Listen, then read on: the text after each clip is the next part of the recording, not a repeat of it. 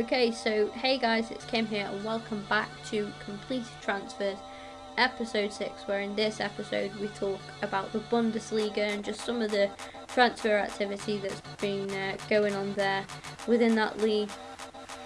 And yeah, we're starting off with Mattia Nastasic, who, if you follow the BPL or the Bundesliga actually, you'll be very aware of the player.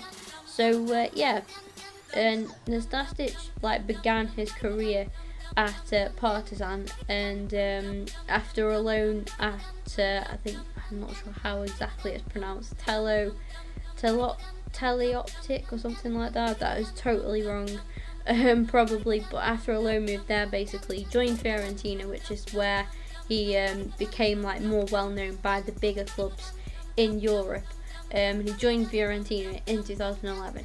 After just one season there, Man City, who had scouts out in the Serie A, picked up tabs on him, and he joined Man City for 15 million euros, and paid a part in a swap deal with Man City's Stefan Savic, a defender that I don't really know what to say about Savic, to be honest. Probably one of the worst defenders ever to grace the Premier League, right up there with the likes of Pascal Kaig and Sebastian Scalacci as well.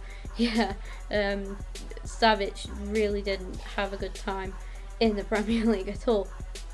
But yeah, he won obviously the Premier League in 2014, despite being out through quite a while of that season with injury problems. Obviously does have the Premier League under his belt though. And yeah, in 2015 he joined Schalke initially on a loan, and obviously I just think with Nastasic, I think a lot of his issues at Man City were because he was injured. He was there for 3 years. Yeah, he only made 34 appearances. He was out for a while with injuries, but before his injury, I just think he was really promising. My dad is actually a Man City fan, and he was gutted when Nastasic got injured.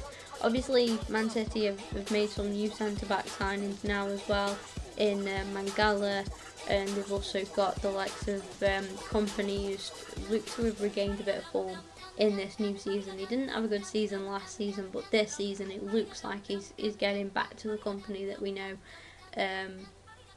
And also they have Demichelis as well. Now I personally prefer Nastasic to Demichelis, but I'm not sure where I stand there as a minority or a majority on that one. You guys let me know in the comments down below. But I personally, I do really like Nastasic, and I do, hope that he does do well out at Schalke.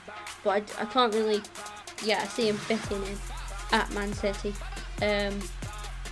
Just for obvious reasons, basically. But next up, guys, we have got Gonzalo Castro.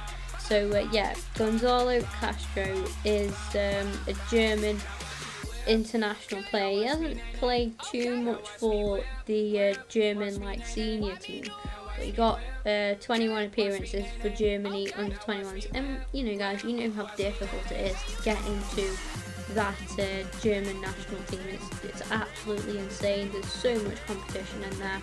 But I think he's done well to even get in the slightest. The interesting fact about Castro is that he's got a Spanish father and a German mother, so he could, he could have really played. I'm not sure where he stood with that, but I do believe that he probably would have had the choice to play for Spain or Germany. And I think he lived in Germany actually, and he was actually born in Germany, but his father being Spanish and him having that kind of heritage in him, I think he would have had an option at some point.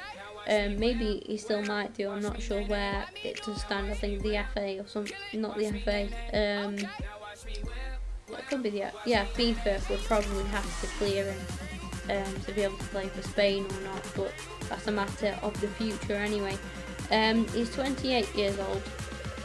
And at 17 he played his first game for Leverkusen in the Bundesliga and in the Champions League. So he made his debut in a Champions League game, which is pretty intimidating for a 17-year-old. I know I would be pretty scared. But in his first year at Leverkusen, he played 13 matches, and he was like as of like match day, I think it was after they played like 20 something games, he was like just always substituted on. So that's, you know, it's pretty good. He was obviously very, very young, and he had an instant impact in Leverkusen, so that's quite good. And he was like, he played 21 times, but they did like register him as a reserve player, and eventually I think he just pretty much got fed up with that, and obviously he just had enough and wanted to change, and moved to Borussia Dortmund. But he was been at Leverkusen for so long, coming through the ranks there. And I think it was like official that he came through the ranks there in 2005, and then he went to like Leverkusen's second team. He made 10 appearances for the second team in total, and then he, like, after 2006 he started playing for Leverkusen more often. Obviously most of you guys will know him from his last season at Leverkusen, and in total for Bayer Leverkusen, their senior, you know, proper first team. I'm not sure what you call them, you know, when you've got an A team and a B team. I'm not sure what you call the A team, because it's actually like the official team, I suppose.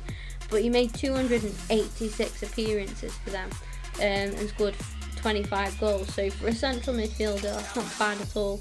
But he's made his move to Borussia Dortmund now. It'd be interesting to see how well he does. He's probably in his prime now. He's 28 years old, so he's got a couple of seasons left in him, you know, 2, 3, maybe 4 seasons left in him. Depends, obviously, on his fitness issues and stuff. But I don't think he's suffered too badly. And this guy he's quite short as well, actually. He's 5'7.5" So, yeah, maybe that. I mean, I personally really like the player. I think he does do well.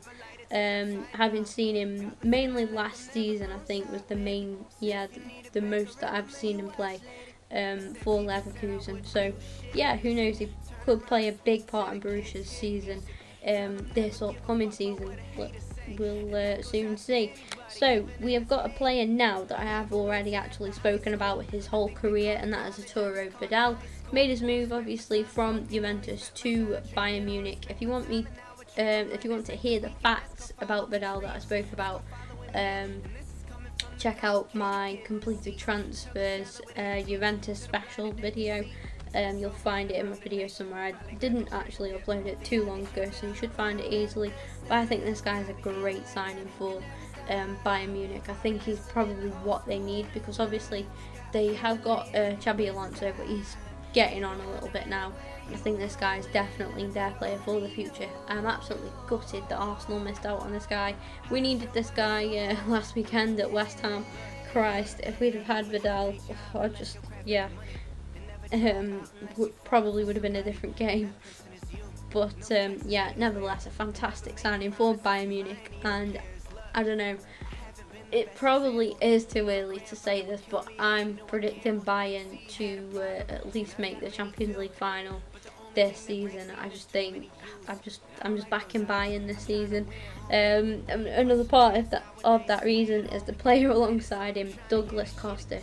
This guy is like, he's massively rated on FIFA because of that 85 pace. Yeah, if you're planning on making a Bundesliga side in FIFA 16, I really don't blame you with the pace on him. 85 pace, but yeah, that's what he's well known for. He's only 24 years old, Brazilian international, and yeah, he was out at Shakhtar Donetsk or Donetsk. I'm not sure how exactly you do pronounce that team.